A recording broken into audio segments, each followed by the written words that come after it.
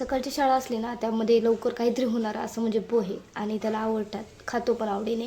त्यामुळे त्याला काल सकाळी डब्याला पोहेच दिले होते सकाळी बनवून. तो शाळेत गेला त्यानंतर मग आम्ही नाश्ता वगैरे पोह्याचा करून घेतला आणि स्वयंपाकाला पण लागले लगेच, कारण सकाळी उठायला पण लेट झालं होतं. आणि तुम्हाला म्हटलं होतं 7:30 वाजता शाळा आहे, कारण शाळेमध्ये मतदानाचं काम चालू आहे, त्यामुळे टाईम चेंज झालेला आहे. आणि मला काही त्याची आयडिया नव्हती.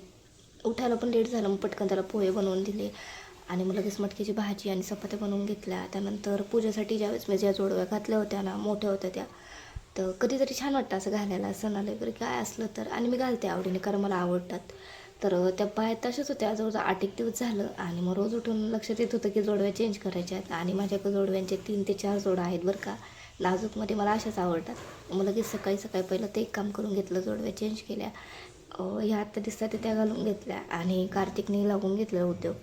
त्याला काल आंघोळच घातली नव्हती आणि आज पण सकाळी फक्त तोंडात पाय धुतलेत, कारण तो काय ऐकत नाही. शॉवर मला हुलगे जे असतात ना ते भिजत घातले, कारण छान लागते हुलग्याची भाजी. आमच्याकडे त्याला कढण बोलतात.